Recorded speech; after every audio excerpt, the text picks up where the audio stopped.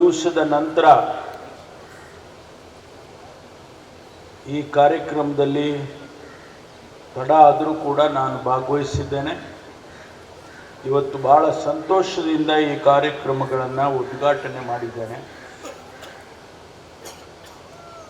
ಬಹುಶಃ ನಮ್ಮ ಕಮಿಷನರ್ ಅವರು ಹೇಳಿದಾಗೆ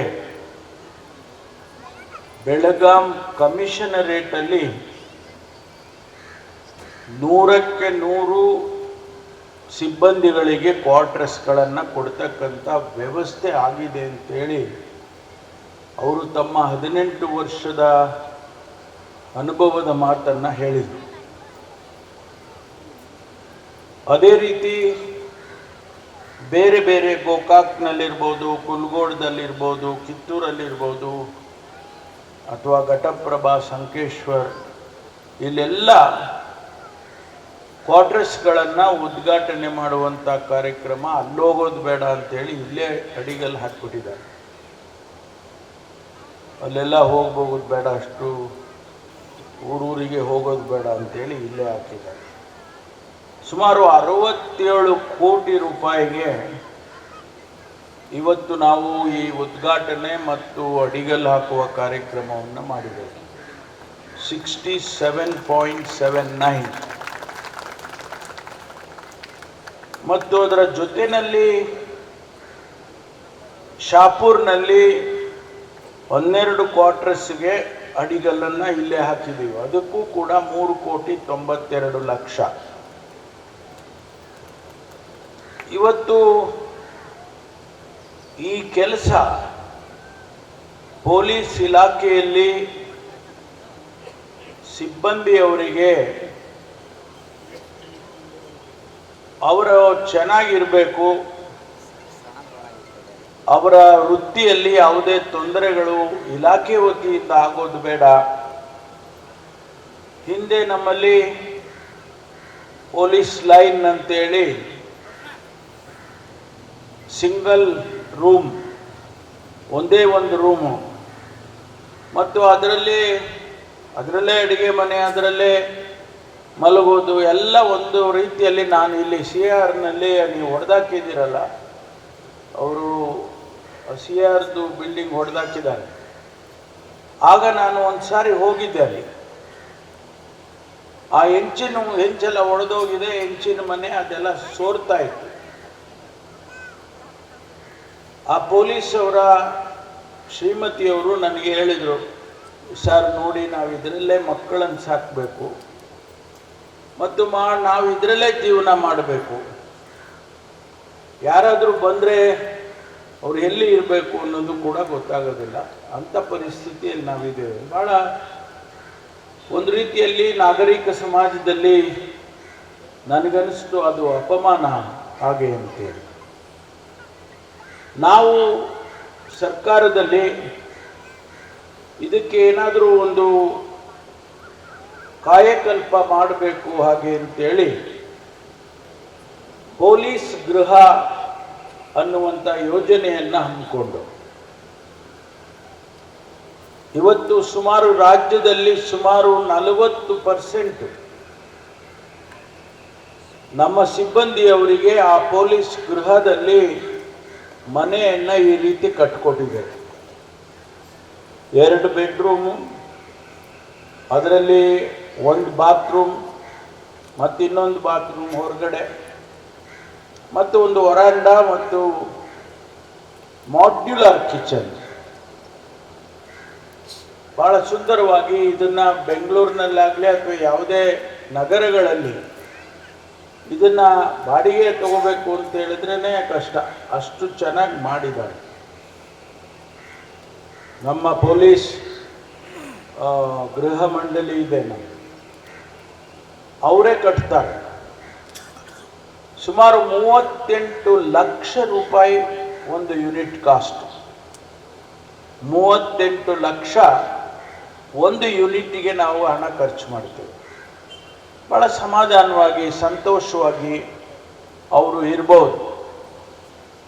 ಗಂಡ ಹೆಂಡತಿ ಇರ್ಬೋದು, ಅವ್ರ ತಂದೆ ತಾಯಿ ಇರ್ಬೋದು, ಇಲ್ಲ ಮಕ್ಕಳಿದ್ರೆ ಮಕ್ಕಳು ಇರ್ಬೋದು.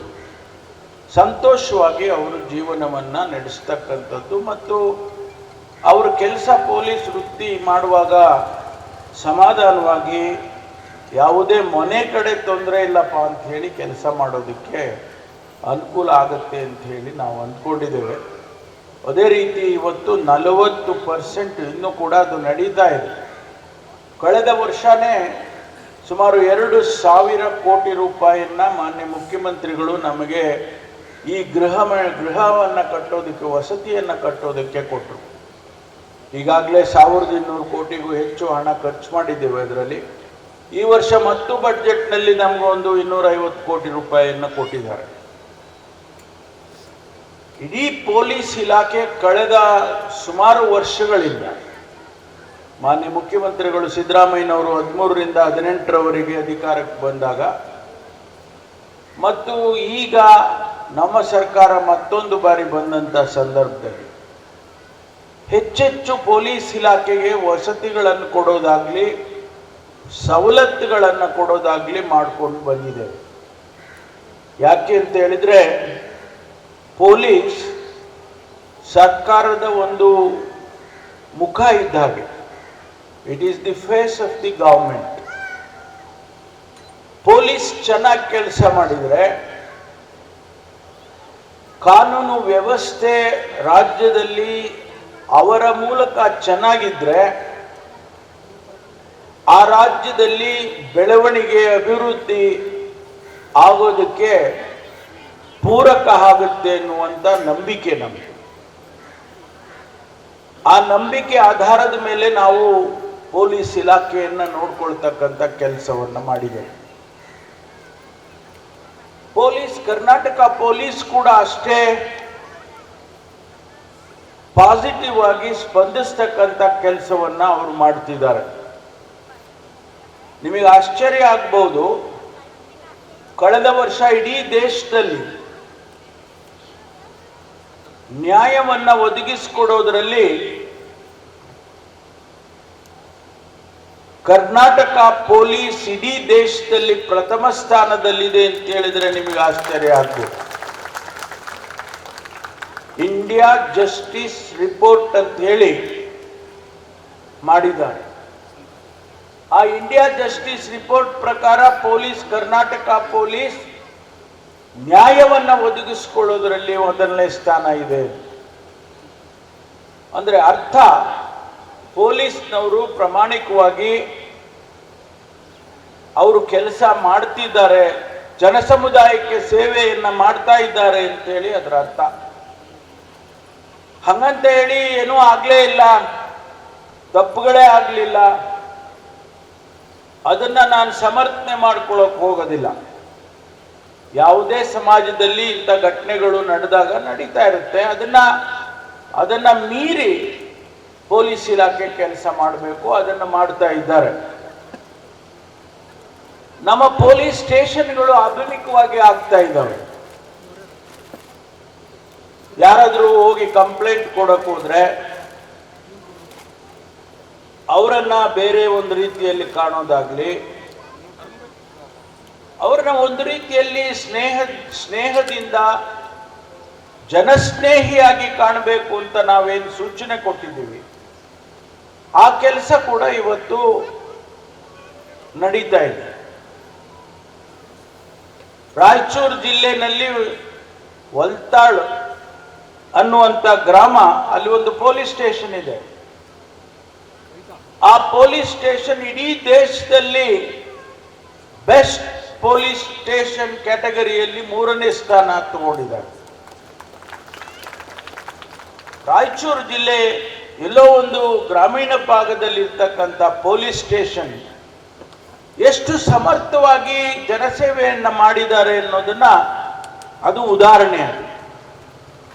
ನಾವು ಆ ಒಂದು ದೃಷ್ಟಿಯಲ್ಲಿ ನಮ್ಮ ಇರ್ತಕ್ಕಂಥ 1000ಕ್ಕೂ ಹೆಚ್ಚು ಪೊಲೀಸ್ ಸ್ಟೇಷನ್ಗಳನ್ನ ಈಗ ಆ ರೀತಿ ಜನಸ್ನೇಹಿಯಾಗಿ ಆಗಬೇಕು ಅನ್ನುವಂಥ ದೃಷ್ಟಿಯಿಂದ ನಾವು ಅವರಿಗೆಲ್ಲರಿಗೂ ಕೂಡ ಸೂಚನೆಯನ್ನು ಕೊಟ್ಟಿದ್ದೇವೆ. ಹಾಗಿದ್ದು ಎಲ್ಲೋ ಒಂದು ಕಡೆ ಏನೋ ಒಂದು ಯಾರೋ ಒಬ್ಬರು ಪೊಲೀಸ್ನವ್ರು ಆಗ್ಬೋದು, ಅಥವಾ ಇನ್ಸ್ಪೆಕ್ಟರ್ ಆಗ್ಬೋದು, ಸಬ್ ಇನ್ಸ್ಪೆಕ್ಟರ್ ಆಗ್ಬೋದು, ಅಂಥವರು ಏನೋ ಬಂದವರನ್ನ ಸರಿಯಾಗಿ ನಡೆಸ್ಕೊಳ್ಳೋದಿಲ್ಲ ಅಂದಾಗ ಇಲಾಖೆ ಅವರನ್ನು ಸುಮ್ಮನೆ ಬಿಡಲ್ಲ. ಅವರ ಮೇಲೆ ಶಿಸ್ತಿನ ಕ್ರಮ ತಗೊಂಡು ಅದನ್ನು ಸರಿಪಡಿಸ್ತಕ್ಕಂಥ ಕೆಲಸವನ್ನು ಕೂಡ ನಾವು ಮಾಡ್ತೇವೆ. ಒಟ್ಟಾರೆ ಪೊಲೀಸ್ ಜನಕ್ಕೋಸ್ಕರ ಜನಸ್ನೇಹಿಯಾಗಿರಬೇಕು.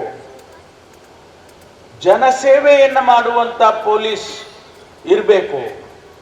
ಹಂಗಂತೇಳಿ ನೀವು ಶಿಸ್ತು ಬಿಡಿ, ನಿಮ್ಮ ಡಿಸಿಪ್ಲಿನ್ ಏನು ಇರುತ್ತೆ, ಕಾನೂನು ಏನಿರುತ್ತೆ ಅದನ್ನು ಬಿಟ್ಟುಬಿಡಿ, ಕಾಂಪ್ರಮೈಸ್ ಆಗಿ ಅಂತ ಯಾರು ಹೇಳೋದಿಲ್ಲ.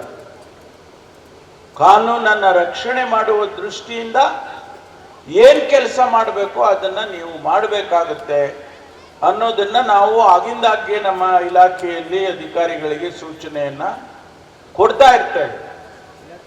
ಈ ದೃಷ್ಟಿಯಲ್ಲಿ ಕರ್ನಾಟಕ ಪೊಲೀಸ್ ನನಗೆ ಹೆಮ್ಮೆ ಇದೆ. ನಾನು 3ನೇ ಬಾರಿ ಗೃಹ ಮಂತ್ರಿಯಾಗಿ ಕೆಲಸ ಮಾಡ್ತಾ ಇದ್ದೇನೆ. ನನಗೆ ಬಹಳ ಹೆಮ್ಮೆ ಇದೆ. ನಮ್ಮ ಪೊಲೀಸ್ ಅನೇಕ ಬದಲಾವಣೆಗಳನ್ನು ತಂದಿದೆ. ಅವರಿಗೆ ಬೇಕಾದಂಥ ಸವಲತ್ತುಗಳನ್ನು ಕೊಡೋದ್ರಲ್ಲಿ ನಾವು ಹಿಂದೆ ಬಿದ್ದಿಲ್ಲ. ನಾನು ಮುಖ್ಯಮಂತ್ರಿಗಳಿಗೆ ನಾನು ಅಭಿನಂದನೆ ಸಲ್ಲಿಸ್ತೇನೆ. ಅವರು ನಾವು ಯಾವುದೇ ಕಾರ್ಯಕ್ರಮ